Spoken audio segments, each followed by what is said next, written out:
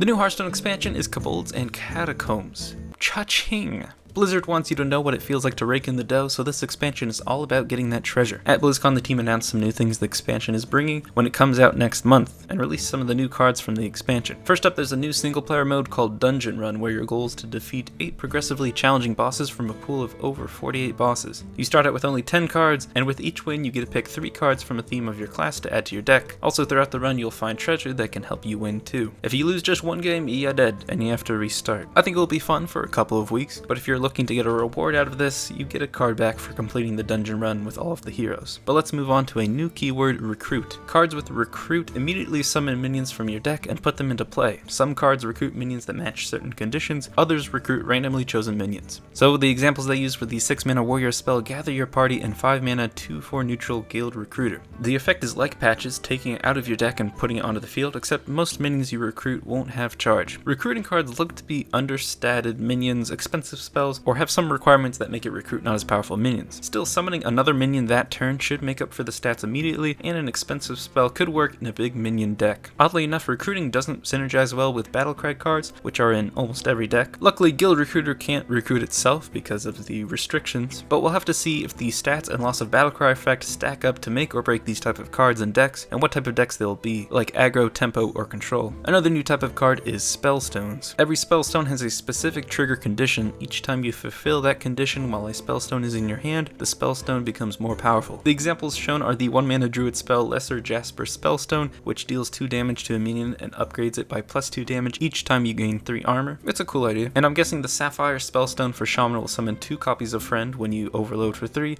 but I don't actually know the upgrade for that one. Next, there are the Unidentified cards, which gain additional characteristics beyond their base qualities when you draw them. For example, Unidentified Elixir is a priest card that gives a minion +2/+2 and gains a bonus effect in hand. The examples give the minion Divine Shield, Lifesteal, summon a 1/1 copy of it, and give it Death Rattle, return this minion to your hand. The summoned copy and Death Rattle seem to be most powerful, but I don't really know how this type of card will benefit the game. I kind of just hope the cards are bad enough that it won't see constructed play, so we don't have to deal with this uninteractive RNG. Godspeed to any arena players. Another emphasis of the expansion is every class has their own special legendary weapon. The examples they showed were Priest Dragon Soul and Mages Aluneth. I don't know if I'm pronouncing that right. I think it's cool. We've gotten new hero powers with Death Knights. Now all the classes are getting weapons. Dragon Soul summons a 5/5 dragon when you cast 3 spells a turn. That seems easy enough. And Aluneth draws 3 cards at the end of your turn. Crazy powerful in theory, but I think like hero cards, only a few of these are going to stick in competitive classes. Ooze will always be there as tech for easy counter, and it'll be interesting if any weapon-based decks end up working out because of these cards. I don't think Aluneth will work for Mage. They don't need the draw that bad, even in Exodia Mage, and Dragon Soul may work for a couple weeks in Priest, but it's going to be too slow to stick around. These are just guesses, of course. There's only 14 cards out yet. I'm sorry if I end up being wrong. But now let's look at the rest of the cards released so far. We got Big Boy Marin the Fox, 8-mana 6/6 legendary with the Battlecry, summon a 0/8 treasure chest for your opponent, break it for awesome loot. Now the really cool thing about this card is on Monday, November 5th, everyone is getting one for free. Make sure you have a computing device and internet access. I don't care if you have to stand outside of Denny's. Get the free legendary when you log in on Monday. For those that went to BlizzCon or bought a virtual ticket, you will also get a golden version, so that's pretty nice. Way to go, champ. But regarding the card itself, when you destroy that 0/8, the treasure you get is sort of a Death Knight-esque card. These cards are a little goofy. We have Golden Kobold, 3-mana 6/6 with Taunt and Battlecry, replace your hand with legendary minions. 3-mana Wondrous Wand, which draws 3 cards and reduces their cost to 0. 3-mana Toland's Goblet, which draws a card and fills your hand with copies of it. And Zarog's Crown, which allows you to discover a legendary minion and summon 2 copies of it.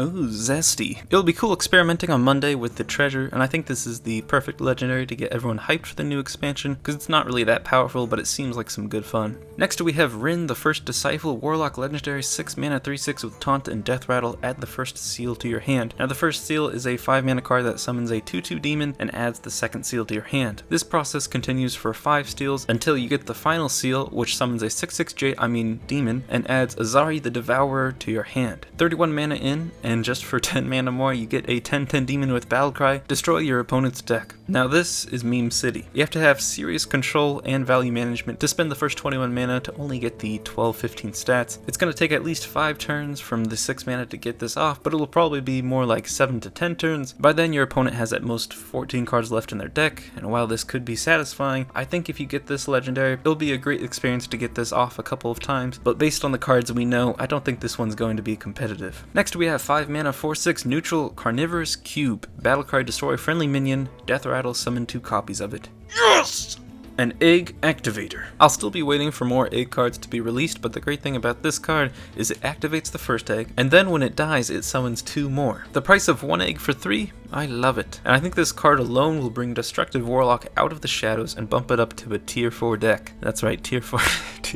Tier 4 is nothing, mate. I love Destructive Warlock so much that maybe I will actually try to get Legend with it, even though I've never gotten to Legend. Next is Dry Gulch Jailer. 2 mana 1/1 Paladin Monkey with Death Rattle, add 3 Silver Hand recruits to your hand. Simple card, tough stat line to play competitively, and you're still gonna have to pay for the Silver Hand recruit stats later. I'm surprised they're still making buffing cards, but this card, like Firefly, allows you to play a minion, and then upon Death Rattle get more off hand buffing value. Maybe this expansion will make hand buffing competitive? Probably not though. Next is Kobold Illusionist, 4 mana 3/3 Rogue Monkey.